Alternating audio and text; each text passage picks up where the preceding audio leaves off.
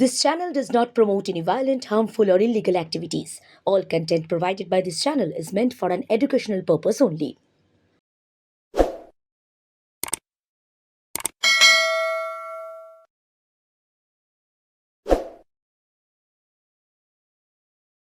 নমস্কার,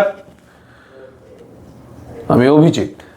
আপনারা দেখছেন বিশ্ব বাংলা সংবাদ প্লাস। প্রত্যেক দিনই আমরা আপনাদের কাছে রাজনীতির বাইরেও মাঝে মধ্যে কথা বলি, কিন্তু মূলত রাজনৈতিক বিষয়গুলো, রাজ্য রাজনীতি বিষয়গুলো আপনাদের সামনে নিয়ে আসি। এই মুহূর্তে রাজ্য রাজনীতিতে একটি বিষয় বড্ড টকবক করে ফুটছে। বিষয়টা কি? সিপিএমের রাজ্য সম্পাদক মোহাম্মদ সেলিম, তিনি চুপি চুপি রাতের অন্ধকারে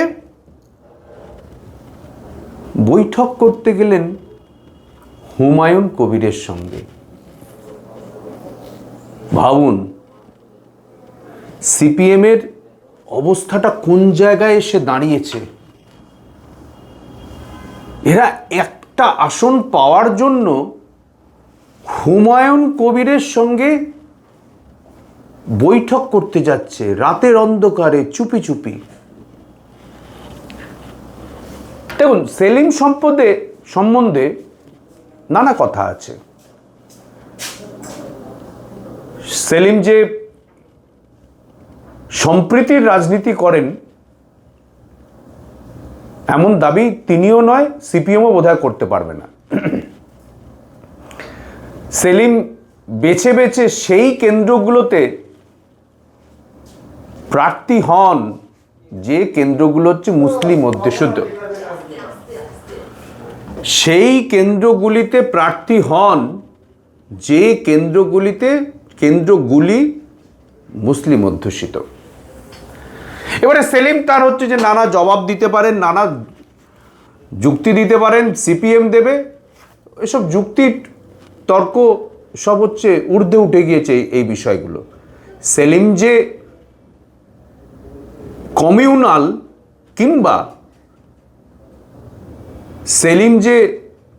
কমিউনাল এই যে অভিযোগটা সারবত্তা অনেকটাই রয়েছে, এটা মানুষই বলেন। এখন মোহাম্মদ সেলিম কি করলেন? মোহাম্মদ সেলিম রাতের অন্ধকারে হুমায়ুন কবিরের সঙ্গে বৈঠক করছেন। বললেন পরে আসছি। কোন হুমায়ুন কবির? যে হুমায়ুন কবির দুদিন আগে বলেছিল যে সব হিন্দুদের ধরে কেটে আমি হচ্ছে ভাগীরথীর জলে ফেলবো, সেই হুমায়ুন কবিরের সঙ্গে। কোন হুমায়ুন কবির? যে হুমায়ুন কবির সাম্প্রদায়িক রাজনীতি করার জন্য বাবরি মসজিদ তৈরি করে বা তৈরি করার হচ্ছে যে হুমকি দেয়, সূচনা করে, সেই হুমায়ুন কবিরের সঙ্গে। সিপিএম নাকি ধর্মনিরপেক্ষ, সিপিএম নাকি মন্দির মসজিদের রাজনীতি করে না, সিপিএম নাকি হিন্দু মুসলিমের রাজনীতি করে না, সিপিএম হচ্ছে ধর্মনিরপেক্ষ। আমি শুধু হুমায়ুন কবিরের দুটো স্টেটমেন্ট দিলাম।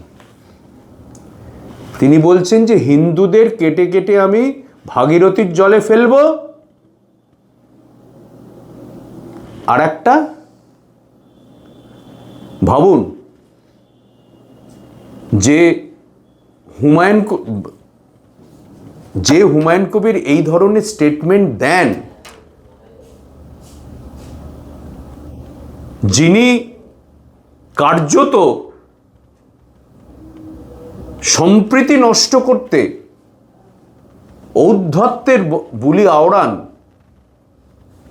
দুটো ভোট পাওয়ার আশায় কাঙালের মতো সেলিম তাঁর কাছে গেলেন। কাঙালের মতো সেলিম তার কাছে গেলেন। একজন একবার বলছে ভাগীরথীতে ফেলবো, আর একজন বলছে, সেই লোকটাই আবার পরে গিয়ে বলছে আমি বাবরি মসজিদ তৈরি করব। তার মানে এই লোকটার সঙ্গে যাওয়ার অর্থ হলো সিপিএম এই বিষয়গুলোকে সমর্থন করে। যেভাবে ৯-এর দশকে এই শহীদ মিনারে অটল বিহারী বাজপেয়ী, ভিপি সিং, জ্যোতি বসু একসঙ্গে হাতে হাত মিলিয়ে রাজীব গান্ধীকে উৎখাত করতে নেমেছিলেন, তাদের তো প্রমাণিত হয়েছিল যে বিজেপির সঙ্গে সখ্যতা অনেক আগের। সেলিম হচ্ছে তাদের উত্তরাধিকারী। এখন সেলিম এসব করছে কেন? তার কারণ সেলিম ঘুরে বেড়াচ্ছেন, রাজ্য জুড়ে ঘুরে বেড়াচ্ছেন, কিন্তু ঘুরে বেরিয়ে হবে কি? মানুষের তো সাড়া নেই। ধরা পড়ে যাওয়ার পর, ওয়েস্টিন হোটেলে ধরা পড়ে যাওয়ার পর সেলিম বলছেন আমি মানুষের মন বুঝতে গেছিলাম, ওই মানুষটার মন বুঝতে গেছিলাম। সেলিমের কথা শুনে অবাক হতে হয়। হুমায়ুন কবিরের সঙ্গে কি প্রেমের সম্পর্ক, যে মন বুঝতে গেছিলেন? এত সস্তার রাজনীতি, সাম্প্রদায়িক রাজনীতি, যেভাবে যে ভঙ্গিতে সিপিএম করছে, এটা প্রমাণ করছে যে সিপিএম এর চরম দেউলিয়াপনা। একটু কান পাতুন না সেলিম, একটু দলের লোকেদের কাছে কান পাতুন না। আপনি যে কাজটা করেছেন হুমায়ুনের সঙ্গে, তৃণমূলের থেকে বেরিয়ে গিয়েছে, তৃণমূলকে বেগ দিতে পারে সেই ভেবে আপনি হচ্ছে হুমায়ুনের সঙ্গে হাত মেলাতে যাচ্ছেন। আপনার তো এআইএসএফ এর সঙ্গে হচ্ছে যে হাত মিলিয়েছেন, হাত মিলিয়েছেন। মানে আপনাদের অবস্থাটাই হয়েছে যে যেভাবে হোক আসন পেতে হবে, যেভাবে হোক বিধানসভায় যেতে হবে, যেভাবে হোক লোকসভায় যেতে হবে। কিন্তু মানুষ আপনাদের ফেরাচ্ছে, মানুষ আপনাদের কিছুতেই জেতাচ্ছে না। কেন জানেন তো সেলিম? আপনাদের এই দোকলাপনা, আপনাদের এই মিথ্যাচার, আপনাদের এই ভণ্ডামি, আপনাদের এই বিশ্বাসঘাতকতা। আপনারা মুখে এক কথা বলেন, কাজে এক কথা বলেন। আপনারা আসলে বেসিক্যালি হচ্ছেন সাম্প্রদায়িক একটা দল, যে দলটা ভোট পাওয়ার জন্য সব কিছু করতে পারে, যে দলটা ভোট পাওয়ার জন্য হুমায়ুনের পা ধরতে পারে, আর ওই আইএসএফ এর হচ্ছে সঙ্গে গিয়ে গোপন বৈঠক করতে পারে। কিন্তু নিট ফল কি হয়? তারা আসন পেয়ে যায়, আপনারা পান না।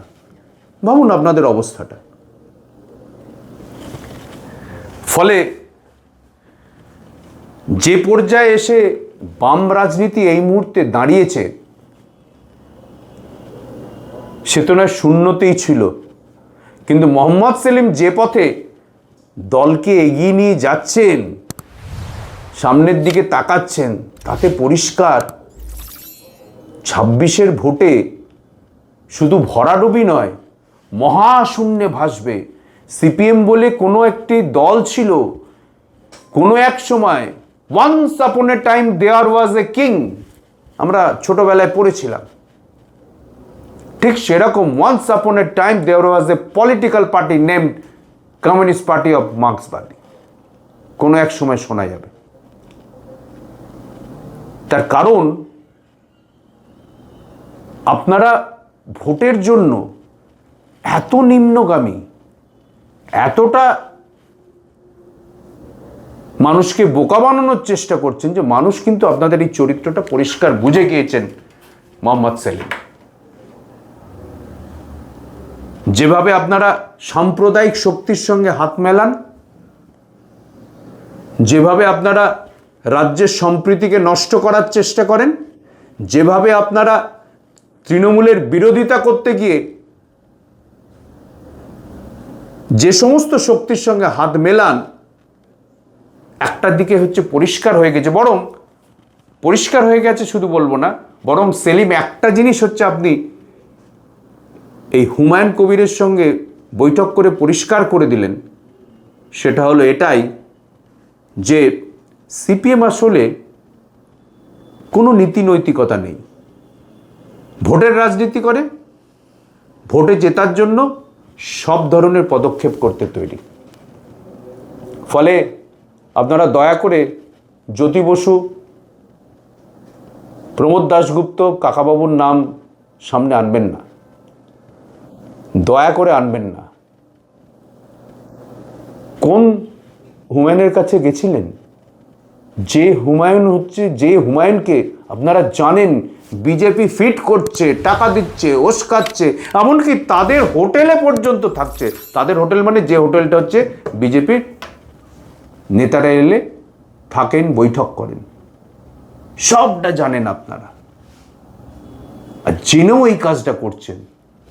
এরপর যদি বলা হয় যে আসলে তৃণমূলকে হারাতে আপনারা এতটা মরিয়া যে বিজেপির এজেন্ট হুমায়ুন কবিরের সঙ্গে আপনারা বৈঠক করতে পিছপা হন না, তাহলে কি ভুল কথা বলা হবে? মোহাম্মদ সেলিম, আপনি রাজ্য সিপিএমের সম্পাদক হিসেবে কলঙ্ক। রাজ্য সিপিএমের রাজ্য সম্পাদক হিসেবে আপনি কলঙ্ক, আর কলঙ্ক বলেই আপনি জেনে রাখুন 26-এর নির্বাচনে আপনার হাত ধরেই ভরাডুবি শুধু হবে তাই নয়, মহাশূন্যে হচ্ছে যে পাড়ি দেবে সিপিআইএম, এবং মানুষ তখন নিশ্চিতভাবে ওইভাবে বলবে, there was a political party named CPIM. This channel does not promote any violent, harmful, or illegal activities. All content provided by this channel is meant for an educational purpose only.